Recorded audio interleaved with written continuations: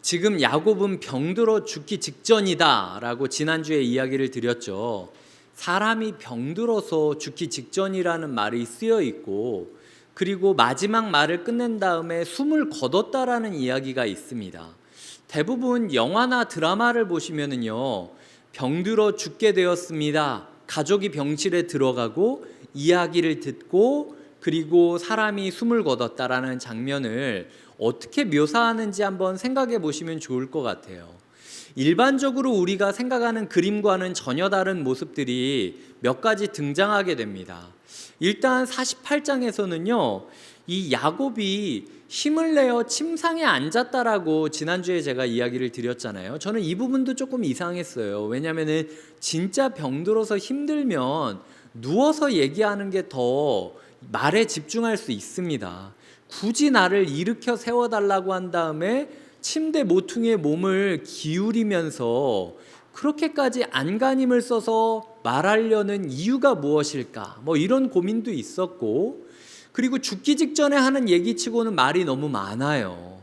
48장과 49장 두 장이나 이게 반복되는데, 저희가 이거를 글을 쓴 다음에 읽어보라 그래도 다 읽기 힘들 정도로 깁니다.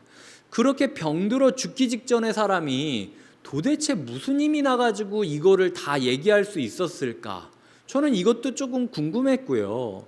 그리고 마지막으로는 다 축복을 마친 다음에 그의 발들을 침상에 모으고 숨을 거뒀다라고 이야기를 하는데요. 이 표현도 저는 조금 이상했습니다. 왜 하필이면 하고 많은 신체 부위 중에 발을 모았다라는 표현을 하면서 숨을 거뒀다라고 이야기를 할까? 이런 질문들을 계속해서 한 주 동안 묵상하던 중에 제 마음 가운데 세 가지 질문으로 압축이 되었습니다. 첫 번째로는 야곱은 왜 이렇게 힘들게 일어나야만 했는가라는 질문이고요. 두 번째는 병들어 죽기 직전의 사람인데 이렇게 길게 말할 수 있었던 비결이 뭘까? 어떻게 하면은 우리도 죽기 직전임에도 이렇게 해야 할 말을 다 하고 살아갈 수 있을까라는 부분이었고요. 세 번째로는 왜 하필이면 야곱이 자녀를 축복했다는 이야기가 창세기 후반부에 두 장이나 분량을 압도적으로 많이 들어가면서 위치하고 있는가라는 세 가지 질문이었어요. 그래서 오늘은 제가 이 세 가지 질문에 한 주 동안 제가 묵상했던 내용을 하나하나씩 답을 해가면서 설교를 흘러가도록 하도록 하겠습니다. 먼저 첫 번째 질문부터 볼 텐데요. 야곱은 왜 힘들게 일어났을까? 야곱은요, 축복하는 예배자로 기억되고 싶었기 때문입니다. 나의 인생 가운데 지금 죽기 직전이지 않습니까? 내 자녀들이 나를 어떤 모습으로 기억해 주기를 바랄까? 우리 아버지는, 우리 할아버지는 축복하는 예배자였구나 라고 기억되기를 꿈꾸고 있었다라는 거죠. 지난주에 읽었던 구절인데요. 히브리서 11장 21절을 같이 읽어 주셨으면 좋겠습니다. 시작. 믿음으로 야곱은 죽을 때에 요셉의 각 아들에게 축복하고 그 지팡이 머리에 의지하여 경배하였으며. 아멘. 네, 축복하고 경배하였다. 이 죽음의 순간이 그런 마음으로 차들어가 있었다라는 거죠. 그러니까 제가 창세기만 봤을 때는 아니 그냥 누워서 축복하지 축복은 꼭 앉아서 해야 되는 건가? 라고 생각할 수 있는데 여기 보면 히브리서에서 축복만 한 게 아니라 경배를 드렸다. 하나님께 예배를 드렸다라고 이야기를 하고 있어요. 이 야곱에게 있어서 축복이란 건 하나님께 말씀을 받고 그 말씀을 각자에게 전달해 주는 통로, 수도꼭지가 축복의 통로다. 자기를 그렇게 생각하고 있었기 때문에 하나님께 말씀을 받기 위하여 몸을 일으키고 하나님을 예배하는 예배자로서의 예의를 갖춘 겁니다. 그리고 그렇게 받은 말씀을 사랑으로 한 사람 한 사람한테 전달해주는 모습을 그리고 있다라는 거죠. 제가 여기서 깨달은 것은요, 우리가 예배에 목숨 걸어야 된다, 참 예배자가 되어야 된다 말은 많이 하는데 뭐가 예배에 목숨 거는지는 잘 몰라요. 그리고 사람마다 예배를 잘 드리려면 이렇게 해야지 저렇게 해야 되지 말이 되게 다양합니다. 그래서 참 예배가 무엇인가라는 거에 대해서 야곱이 드렸던 이 침대 위에 앉아서 비틀거리지만 그럼에도 지팡이에 침대 모서리에 몸을 기대어 예배드렸다라는 구절을 가리켜 제가 참 예배의 정신과 태도에 대해서 생각하게 됐습니다. 그건 바로 하나님께는 예의를 다하는 것, 사람은 끝까지 사랑하는 것. 우리의 예배가 하나님을 향한 예의가 바로 서 있고 사람을 향한 존중과 사랑이 흩어지지 않고 이어진다면 그게 어떤 방식으로 드려지는 예배라 할지라도 그건 참 예배라는 거죠. 몸이 너무 아프신데 괴로우신데 억지로 우리가 아버지 어머니 몸을 일으켜야 됩니다. 야곱이 몸을 일으켜서 예배했잖아요. 아버지도 죽기 직전이지만 일어나셔야 됩니다. 이렇게 닥달할 필요 없어요. 야곱은 그저 그의 자리 가운데 최대한 하나님께 예의를 갖추기 위하여 일어난 것이기 때문에 우리가 누워서 혼수 상태에서 아니면 정말로 기력이 없는 상태에서 지금 이 영상 예배를 휴대폰으로 틀어놓고 음성으로만 듣는다 할지라도 마음 가운데 하나님에 대한 예의가 바로 서 있다면 그 사람은 진짜 예배자로 살아가고 있다라는 겁니다. 예배에 얼마나 돈을 썼느냐, 우리의 예배가 얼마나 화려하냐, 우리의 예배 가운데 사람들이 얼마나 울고 감동하고 헌금하느냐, 이게 예배의 척도가 아니라는 거죠. 우리의 마음 가운데 하나님을 향한 예의가 있으십니까?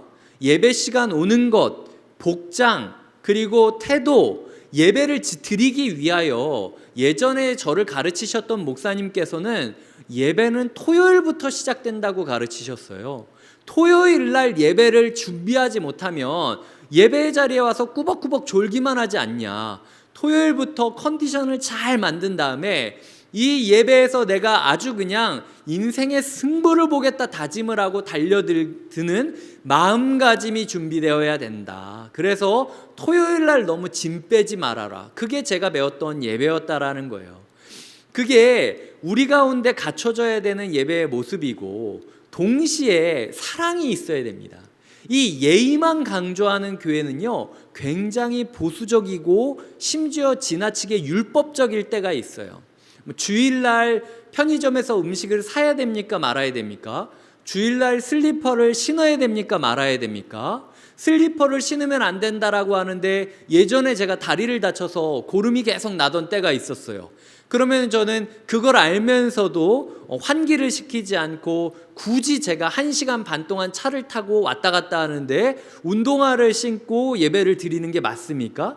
여러 가지 우리 가운데 예배를 다해서 하나님께 예의를 다한 예배를 드리려면 이러이러해야 된다라는 조항이 있지만 사랑이 없으면요, 그게 율법이 되고 정죄가 되고 분노가 될 수 있다라는 거예요. 야곱은요, 하나님에 대한 예의는 지켰지만 사람들에게 자기처럼 이렇게 하라고 요구하지 않았습니다. 야곱이 지금 내가 죽기 직전에 병들어 죽을 것 같은데도 몸을 일으켰는데 니네는 멀쩡한데 그냥 가만히 있는다? 엎드려 뻗쳐. 내가 지금 두 장을 얘기할 테니까 엎드려 뻗친 다음에 좀 마음을 다하여 예배를 드려. 이런 식으로 예배를 드리려고 상대방을 비난하지 않았다라는 거예요. 야곱은 그저 하나님 앞에서는 최선을 다해 예의를 지켰지만 사람들한테는 한 문장 한 문장, 한 단어 한 단어, 정말로 태초부터 저 사람만을 위하여 준비된 문장들을 전달해 주는 것처럼 마음을 다하여 사랑하고 있어요. 하나님께서 그 사랑을 우리의 예배 가운데 흘러 넘치게 한다면 우리의 예배는 어떤 것을 해도 가하다. 이것이 하나님께서 우리의 예배 가운데 주는 참 예배의 교훈이라는 거죠. 제가 예배의 태도와 정신에 대해서 이야기를 드렸다면 이제는 그렇다면 우리의 예배가 어떻게 채워져야 되는지를 설명드리려고 합니다. 야곱의 축복 48장과 49장을 보면요, 일단 48장은 우리가 읽었던 대로 야곱이 하나님이랑 어떻게 만났는지를 시작하면서 얘기하면서 시작하고 있습니다. 즉 모든 진짜 예배에는요, 하나님과 내가 어떻게 만났는지 하나님과 나와의 이야기가 이 예배를 통하여 더 선명해지고 더 풍성해지는 게 참 예배라는 거죠. 예배를 드렸을 때 그냥 찬양팀이 너무 잘했나 보다, 오늘은 내가 너무 감동적인 얘기를 들었다, 내가 오늘 좀 울컥했다, 이게 예배를 잘 드리고 못 드리고가 아니라 예배를 드리고 나서다 보니까 하나님이 나를 얼마나 사랑했는지를 더 확실히 알 수 있는 거예요. 하나님이 내 인생을 강권적으로 강제적으로 꽉 잡고 주도하셔서 은혜를 부어주고 있다라는 사실을 깨닫게 되는 것, 이게 참 예배로 들어가는 문이 된다라는 거죠. 창세기 28장에 보면 베델이라는 곳이 나옵니다. 그게 오늘 본문이 말했던 이 가나안 땅 루스라는 곳인데요, 이 가나안 땅 루스에서 어떤 일이 있었느냐, 나중에 제가 차분히 설명드리겠지만 야곱이라는 사람이 집에서 쫓겨나요. 형이 동생을 죽이겠다라고 막 하니까 동생이 죽을 것 같아서 무서워서 도망칩니다. 지금 70살이 넘을 때까지 결혼도 하지 않고 엄마 치마 폭에서 엄마가 말하는 대로만 따르던 사람이 야곱이었어요. 그 야곱이 지금 처음으로 엄마 품을 떠나서 아무도 자기를 지켜주지 않는 사막 한가운데서 잠을 자야 되니 이게 얼마나 무섭고 불편한 일이겠습니까? 근데 또 사람의 몸이라는 게 힘들면은 또 의식이 끊겨요. 그래서 막 어떻게 자야 되나, 짐승이 내가 자는 동안 다가오지 않을까 걱정하다가 어느 순간 필름이 끊기고 의식을 잃어버리게 됩니다. 이 자다가 갑자기 눈을 떴는데 사다리가 보이는 거예요. 사다리 가운데 천사가 오르락 내리락 하는 것을 보이게 됩니다. 그게 지금 48장에서 야곱이 예배의 시작점으로 삼고 있는 이야기라는 거죠. 이 야곱의 사닥다리에 대해서 유대인들 전승은요, 이렇게 말하고 있습니다. 유대인들은 모든 유대인들 머리 위에는 사다리가 있다라고 믿고 있었어요. 그렇게 자기들끼리 얘기했다는 겁니다. 성경에 있다는 게 아니라 사다리가 있어서 그 사람마다 수호천사가 한 명씩 있었다라고 이야기를 해요. 근데 야곱이 집을 떠나는데 얼마나 불안합니까? 그리고 야곱이 홀로 잠을 자야 되니까 얼마나 무섭습니까?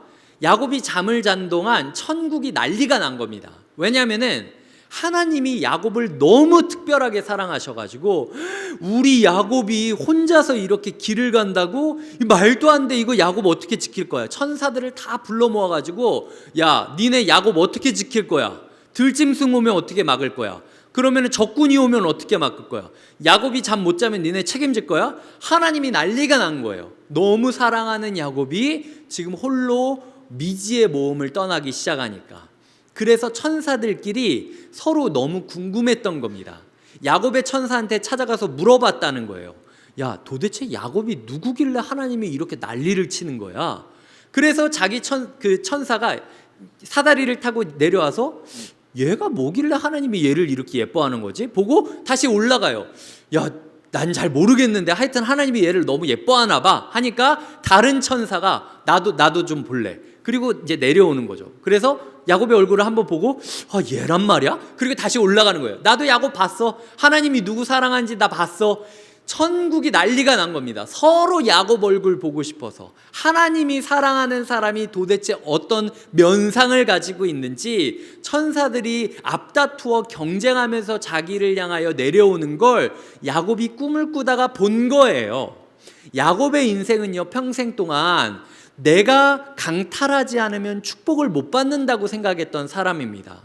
그런데 내가 아무것도 없는데도 불구하고 하나님이 나를 너무 사랑하시고 그리하여 천국이 나 하나 때문에 막 들썩들썩거리면서 내 얼굴 한번 보려고 꾀죄죄하게 먼지바람을 맞고 땀투성이가 돼서 누워있는 내 얼굴 하나 보겠다고 올라갔다 내려왔다 하는 얼굴을 볼 때마다 야곱의 마음에 벅찬 감동이 있었다라는 거죠. 이게 유대인들이 전승을 하면서 이 구절을 해석하는 방식이었다라는 거예요.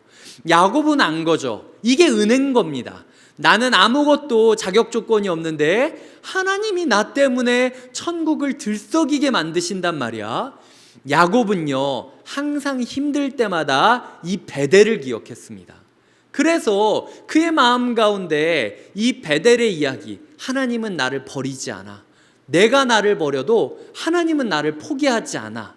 이게 이 이야기가 야곱 가운데 계속 선명해지고 풍성해지고 뜨거워지자 이 이야기를 전해주는 거예요. 야곱이 줄 수 있었던 건 하나님이 나를 얼마나 사랑했는지 하나님과 자신의 이야기를 줄 수밖에 없었다라는 거죠. 즉 우리가 축복하는 예배자로 살아가려면 일단 내 자신이 먼저 하나님과 은혜의 이야기를 써내려가고 있어야 된다라는 겁니다. 그게 이 예배가 되지 않으면 진짜 예배를 드린 게 아니라 그냥 시간만 때우고 돌아가는 게 될 거라는 거예요. 예배가 끝났을 때 하나님, 그때 나를 만나 주셨던 그 하나님이 오늘 나의 삶 가운데도 역사해 주시고 오늘 나의 하루도 임해 주시고 나를 버리지 않겠다라고 말씀해 주시는 그 사랑, 내가 그 사랑을 다시 한번 느낀다라는 감격이 있어야만 우리가 축복하는 예배자로 살 수 있다는 겁니다. 이렇게 사는 사람은요, 그 예배의 중심에 뭐가 있느냐? 기도가 있습니다. 기도가. 창세기 49장 18절에 보면 야곱이 이렇게 기도해요. 여호와여, 나는 주의 구원을 기다리나이다. 지금 축복하고 있는 중이잖아요. 그러면 여호와께 얘기할 게 아니라 사람한테 얘기하고 있는 중이거든요. 그런데 축복을 하다 말다가 갑자기 마음이 막 뜨거워져 가지고, 하나님, 저는 이 아이들을 통하여 하나님이 하실 일이 너무 기대됩니다. 그리고 하나님이 제발 이 아이들을 통하여 일해 주시기를 간절히 소망합니다. 이렇게 하나님께 뜨거운 기도를 드렸던 게 예배의 중심, 축복의 중심에 위치하고 있었다라는 거죠. 야곱이 하던 축복을 멈추고서까지 하나님께 기도를 드릴 정도로 뜨거워졌다면, 우리의 예배가 진짜 예배인지 가짜 예배인지를 구분할 수 있는 방법이 무엇이겠습니까? 우리의 예배 가운데 기도가 뜨거운지 아닌지를 발견하면 된다는 거예요. 내 마음 가운데 진짜 내 인생 하나님이 아니면은 문제 해결 가능성이 1도 없다라고 고백하면서, 하나님이 아니면 내 인생이 회복될 수가 없습니다, 주님.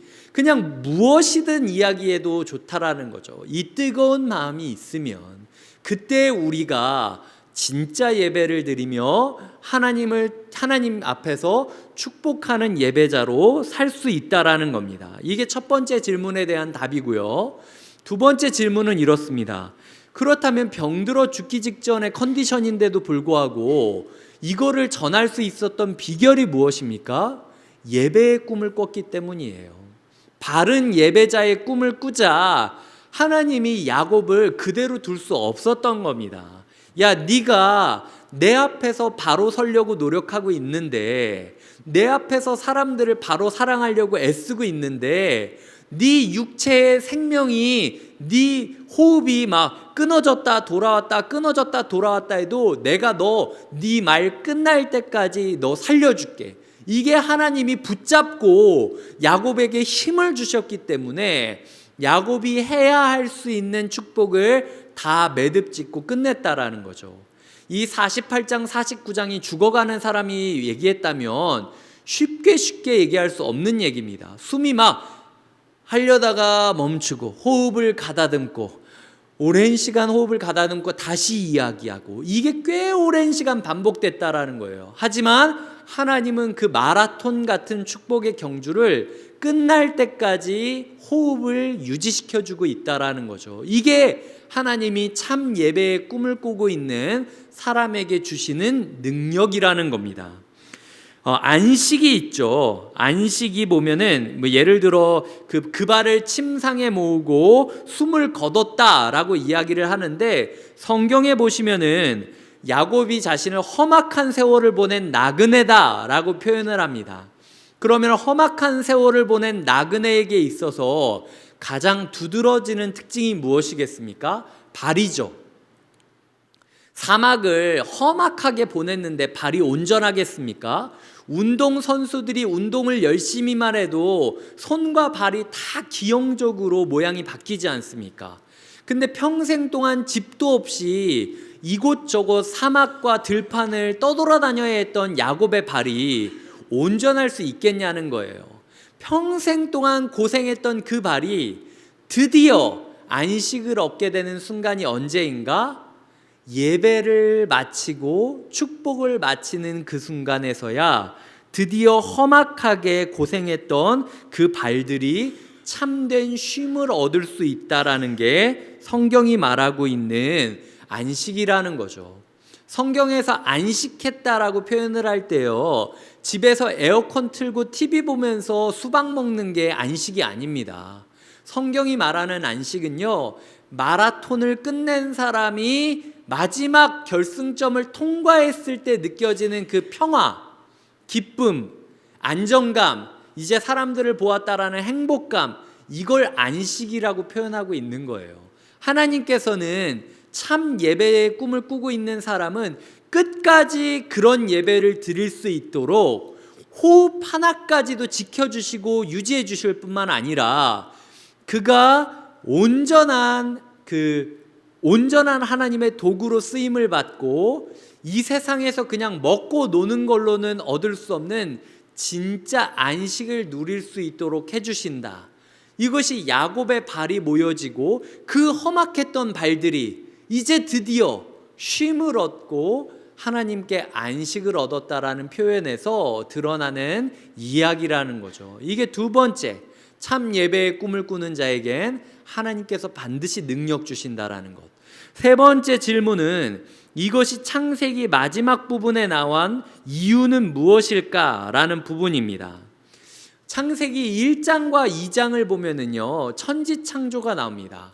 하나님께서 세상을 만든 이야기가 1장과 2장 가운데 2장이 기록되어 있어요. 근데 창세기의 마지막 장에 48장과 49장에 야곱이 축복하는 장면이 나옵니다. 이게 대꾸를 이루고 있어요. 동일한 행동이라는 겁니다. 하나님이 세상을 뭘로 창조하십니까? 말씀으로 창조하죠. 말이 씨가 된다는 말이 있지 않습니까? 하나님께서 말씀으로 씨를 뿌리듯이 씨를 뿌리시고 원자 하나하나한테까지 네가 있어야 될 자리는 여기야, 네가 융합해야 될 존재는 이거야 라고 이야기를 하면서 말씀을 주시고, 로마서에 보면 모든 말씀에 모든 만물이 아멘이라고 답하면서 순종했다라고 이야기를 해요. 그렇게 모든 만물이 하나님의 말씀을 따라, 하나님의 축복을 따라, 하나님의 설계도를 따라서 자기의 자리를 찾고 자기의 역할을 찾고 함께 해야 될 존재들과 함께 하면서 자기를 버리고 새로운 형태를 갖게 되었을 때, 그때 해가 태어나고 그때 달이 지어지고 그때 산이 만들어지고 그때 땅이 생기고 그때 물이 생겼다, 그때 동물이 생기고 그때 식물이 생겼다. 이게 천지창조 이야기라는 거예요. 인간을 하나님의 형상, 하나님의 이미지, 인간을 볼 때마다 하나님이 떠오르게 될 거다라고 표현을 합니다. 언제 인간이 하나님의 이미지가 되는 걸까? 창세기 48장 49장에서 천지 창조했던 거랑 동일한 분량으로 야곱이 지금 말씀의 씨앗을 뿌리고 있는 거죠. 마치 천지를 창조하듯이 하나님께서 야곱을 통하여 가족들에게 말씀의 씨를 뿌리고 있고, 그 말씀을 설계도 삼아서 이제 야곱의 자녀들이 온전히 걸어간다면 우리 황량한 부모 일은 가족 같은 이제 구심점을 잃은 공동체라 할지라도 제2의 에덴 동산이 되주게 하겠다라는 하나님의 약속이 담겨 있는 게 창세기의 시작과 창세기의 끝이라는 겁니다. 그렇기 때문에 축복하는 예배자가 되겠다라고 꿈꾸는 자에게 주시는 하나님의 열매는 뭐냐? 내가 너의 그 마음을 받아서 너의 가정과 교회가, 직장과 사회가 제2의 에덴 동산이 되게 만들어주겠다. 이게 말씀의 씨를 뿌리는 너에게 주는 축복이다. 하나님께서 우리에게 이렇게 전달해주고 있는 게 창세기, 세상을 만들어가는 방식이라는 거죠. 이제 말씀을 맺겠습니다. 우리 예배에 하나님을 향한 사랑과 하나님을 향한 예의와 사람을 향한 사랑의 태도가 있는지를 점검하셨으면 좋겠어요. 그리고 우리의 예배 가운데 찬양팀이 뭘 잘하는 애, 설교가 어땠는 애 이렇게 평가하는 게 아니라 우리의 기호에 맞게 우리가 뭔가를 누리는 게 아니라 예배를 드릴 때마다 하나님과 나와의 이야기가 조금 더 선명해지고 풍성해지고 그리고 더 견고해지는 게 필요하다라는 거죠. 그리하여 우리의 마음 가운데 예배 시간 가운데 뜨거운 기도로 하나님을 향한 감격과 소망이 넘쳐나게 될 때 하나님께서는 그 예배자 개인에게는 모든 것을 이룬 자만이 누릴 수 있는 두 발이 모이듯 영원한 안식을 허락해 줄 것이고 그가 그토록 꿈꾸었던 가족과 교회와 사회와 직장 가운데서는 제2의 에덴 동산이 되게 만들어 주실 거라는 것, 이것이 야곱의 축복을 통하여 하나님께서 우리에게 알려주시는 창세기, 세상을 만드는, 세상을 유지하는 하나님의 방식이라는 겁니다. 그리하여 우리의 삶 가운데 이 마음을 기억하고 축복하는 예배자가 되기를 꿈꾸고 도전하시는 한 주가 되시길 부탁드립니다. 그런 성도님 모두에게 반드시 야곱의 길이 열릴 것을 주님의 이름으로 축복드립니다.